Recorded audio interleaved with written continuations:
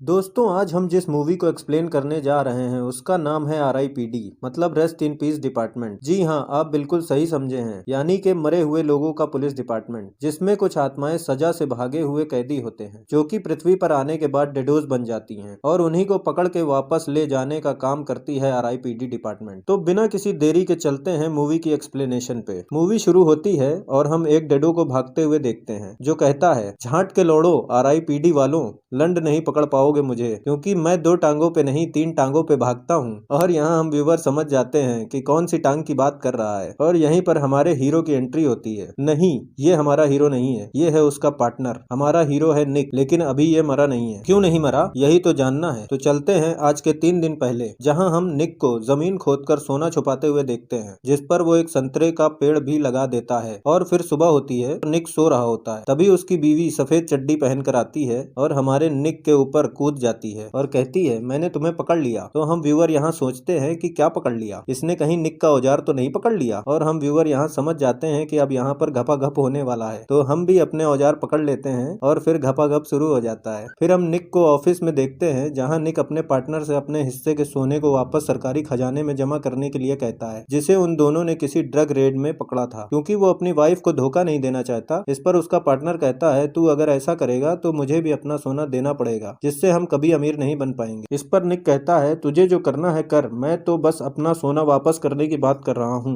इस पर उसका पार्टनर कहता है, नहीं, मैं भी अब वापस कर दूंगा। तभी वहाँ शरीफ आकर सबको बताता है कि उन्हें बहुत बड़े ड्रग डीलर गार्जा का पता चल गया है और सब उसे पकड़ने के लिए जाते हैं। और फिर पुलिस टीम गार्जा के ठिकाने पे पहुंचती है, जहाँ पर पुलिस और गार्जा गैंग के बीच गोलीबारी चलती है और निक गार्जा का पीछा करते हुए सीढ़ियों से ऊपर जाता है, लेकिन गार्जा खिड़की से कूदकर भाग जाता है। निक सोचता है अब कभी उसे पकड़ नहीं पाएगा। तभी पीछे से निक का पार्टनर बॉबी आ जाता है। निक उससे पूछता है कि तुम यहाँ पर क्या कर रहे हो, और उसका पार्टनर उसे कहता है, तुम्हें वो सोना जब्त करवाने नहीं दूंगा, और निक के ऊपर गोलियां चला देता है, जिससे निक की मौत हो जाती है। और फिर हम उसे रेस्ट इन पीस डिपार्टमेंट के ऑफिस में देखते हैं, जहाँ उसे ये मौका दिया जाता है, या तो RIPD ज्वाइन करो या न्याय के कटघरे में खड़े हो जाओ, जहाँ अच्छे और बुरे कर्मों के हिसाब से उसे स्वर्ग या नर्क में डाल दिया जाएगा। क्योंकि निक एक पुलिस वाला होता है तो वो RIPD ज्वाइन कर लेता है, और यहाँ भी उसे एक पार्टनर दिया जाता है जिसका नाम रॉय होता है। फिर हमें RIPD की जेल दिखाई जाती है, जहाँ बहुत सारे मॉन्स्टर होते हैं, और निक और रॉय दोनों धरती पर डेडोस को पकड़ने के लिए आते हैं। धरती पर आते ही निक अपने फ्यूनरल पर जाता है, जहाँ उसकी बॉडी को दफनाया जा रहा होता है। निक अपनी वाइफ के पास दौड़ के जाता है, पर वो उसे पहचान नहीं पाती और वहाँ से चली जाती है। ऐसा इसलिए होता है क्योंकि अब उनकी आइडेंटिटी बदल दी गई होती है, जिसमें निक को एक चाइनीज बूढ़े आदमी की तरह दिखाया जाता है, वहीं रॉय को एक सेक्सी हॉट लेडी की आइडेंटिटी मिली होती है, जिसकी सब लोग लेना चाहते हैं। फिर ये लोग एक डेडो को पकड़ने जाते हैं और एक अपार्टमेंट में पहुंचते हैं, जहां ये स्टैनली नाम के बंदे से मिलते हैं और उससे पूछते हैं कि क्या तुम मर चुके हो, जिस पर स्टैनली कहता है, शायद तुम लोग पागल हो गए हो। लेकिन तभी रॉय उसके ऊपर इंडियन फूड फेंक देता है, जिसमें जीरा होता है, और जीरे की वजह से स्टैनली के अंदर छुपा मॉन्स्टर बाहर आ जाता है और वो खिड़की से कूद के भाग जाता है। निक उसे खिड़की से देख रहा होता है, तभी रॉय उसे धक्का देकर नीचे गिरा देता है। अब ये दोनों भी नीचे आ जाते हैं और इन्हें कोई चोट नहीं लगती और वो मॉन्स्टर को पकड़ लेते हैं। निक को गुस्सा आ जाता है और वो मॉन्स्टर की धुलाई करने लगता है। तभी मॉन्स्टर के मुंह से सोना गिरने लगता है, जिसे उसने अपने पेट में छुपा रखा था। निक ये देखकर कंफ्यूज हो जाता है और तभी रॉय मॉन्स्टर को कॉस्मिक बुलेट से शूट कर देता है, जिससे वो मॉन्स्टर वापस जेल में पहुंच जाता है। निक और रॉय भी वापस RIPD में आते हैं और उस सोने को लॉकर रूम में जमा कर देते हैं, जहां निक रॉय से कहता है कि उसे इस सोने को उस डेडो के छुपाने के पीछे का राज जानने के लिए वापस धरती पर जाकर जांच करनी होगी, और रॉय भी मान जाता है। फिर रॉय उसे अपने एक मुखबिर के पास लेकर जाता है, जहाँ पर निक मुखबिर से उस सोने के बारे में पूछता है कि आखिर डेडोस का सोने से क्या लेना देना है। तो मुखबिर उसे बताता है कि ये सोना तो नकली है। निक यहाँ पर वो सोना उस मुखबिर को दे देता है और वहाँ से निकलकर उसके बाहर आने का इंतजार करने लगता है, क्योंकि ये निक की एक चाल होती है और उसे पता था कि सोना असली है। खैर, अब वो दोनों उस मुखबिर का पीछा करते हैं और देखते हैं कि वो मुखबिर निक के पार्टनर बॉबी से मिलता है। ये वही आदमी होता है जिसने निक को गोली मारी होती है। फिर ये बॉबी का पीछा करते हैं और बॉबी उसी घर में जाता है जहाँ निक अपनी वाइफ के साथ रहता था। ये देखकर रॉय कहता है, शायद तुम्हारे मरने के बाद वो तुम्हारी बीबी की भी ले रहा है। निक उसे चुप रहने को कहता है और फिर हम देखते हैं कि बॉबी निक के घर पर वो छुपा हुआ सोना ढूंढ लेता है और फिर वो सोने को लेकर एक मॉल में जाता है, जहाँ उससे वो सोना लेने एक आदमी आता है, जिसे निक और रॉय पकड़ लेते हैं। और क्योंकि उन्हें शक होता है कि यह आदमी एक डेडो हो सकता है, ये उस पर जीरे का इस्तेमाल करते हैं, जिससे वो उसी मोटे मॉन्स्टर में बदल जाता है जिसे हमने मूवी की शुरुआत में देखा था। और फिर वो मोटा मॉन्स्टर वहाँ से भागने लगता है और रॉय उसकी गांड पर एंकर गन से हमला करता है और हम चेज के कुछ सीन्स देखते हैं, पर ये दोनों ही उसे पकड़ नहीं पाते, जिसकी वजह से RIPD डिपार्टमेंट से इन्हें निकाल दिया जाता है। और साथ ही इन्हें यह भी पता चलता है कि डेडोस जो सोना जमा कर रहे हैं वो असल में एक यंत्र का हिस्सा है, जिसको जोड़ने पर मृत्यु और जीवन का द्वार खुल जाएगा और सारे डेडोस धरती पर आ जाएंगे और पूरी धरती पर उनका कब्जा हो जाएगा। पर अब इन्हें इस केस से हटा दिया गया होता है, तो निक सबको शुक्रिया करके अपनी वाइफ के पास जाता है। पर फिर से निक की वाइफ उसी चाइनीज बुड्ढे को देखकर डर जाती है और वो वहां से भागकर बॉबी को कॉल करके सब कुछ बता देती है कि शायद वो बुड्ढा निक ही है, जिस पर बॉबी उससे ये सब सोचने के लिए मना करता है। और दूसरी तरफ हम निक और रॉय को बात करते हुए देखते हैं कि आखिर बॉबी ने इतना सारा सोना अभी भी अपने पास क्यों जमा कर रखा है, जिस पर उन्हें बॉबी पर शक होता है कि बॉबी भी कहीं एक डेडो तो नहीं। जिसे कंफर्म करने के लिए ये दोनों उसके घर जाते हैं और बॉबी के हाथ से उसका ब्रेसलेट उतारने के लिए कहते हैं, जिसके उतारते ही बॉबी अपने मॉन्स्टर वाले रूप में आ जाता है और हम व्यूअर भी जान जाते हैं कि ये भी एक डेडो है। खैर सीन आगे शिफ्ट होता है और हम RIPD के हेडक्वार्टर देखते हैं, जहां बॉबी और उसी की तरह के मॉन्स्टर एक साथ बैठे हुए होते हैं, जो कि उसी दिन पकड़ के लाए हुए होते हैं। जिससे हम व्यूअर तो समझ जाते हैं कि ये बॉबी की कोई चाल है, पर हमारा निक चूतिया बन चुका होता है। और तभी वहां टाइम फ्रीज करने वाला बॉम्ब ब्लास्ट होता है, जिसका असर डेडोस पर नहीं होता और वो वहां जब्त सारा सोना चुरा लेते हैं और धरती पर जाकर उस टनल का गेट खोल देते हैं, जिससे सारे डेडोस धरती पर गिरने लगते हैं। और वहीं हम दूसरी तरफ निक और रॉय को देखते हैं, जो उस बिल्डिंग की तरफ बढ़ते हैं जहां सोने की मदद से गेट ओपन किया गया होता है, जो कि किसी तरीके का प्राचीन जादुई यंत्र होता है। अब यहाँ बॉबी निक की वाइफ को भी किडनैप कर चुका होता है और वो उसकी बलि देने वाला होता है। तभी वहाँ निक और उसका पार्टनर रॉय आ जाते हैं और हमें काफी सारा एक्शन देखने को मिलता है। फिर हम देखते हैं कि रॉय उस यंत्र को तोड़ने में कामयाब हो जाता है और टनल का संपर्क पृथ्वी से टूट जाता है और सारे डेडोस वापस खींच लिए जाते हैं। यहाँ पर निक देखता है कि उसकी वाइफ उसे उसके असली रूप में देख पा रही है, जिसका मतलब ये था कि अब वो भी मर चुकी है। और वो निक से कहती है उसने उसे बहुत मिस किया, जिस पर निक कहता है वो हमेशा उसके साथ रहेगा, लेकिन उसे वापस जाना होगा। और तभी हम निक की वाइफ को हॉस्पिटल में देखते हैं, जो कि RIPD डिपार्टमेंट का ही हॉस्पिटल होता है। फिर निक और रॉय नए मिशन के लिए निकलते हैं और हमारी मूवी यहीं पे एंड हो जाती है। तो होप यू गाइस के मूवी की एक्सप्लेनेशन आपको पसंद आई होगी। सब्सक्राइबर बिल्कुल भी नहीं है तो सब्सक्राइब कर दो, अगली वीडियो जल्द ही आएगी। Till then take care of yourself.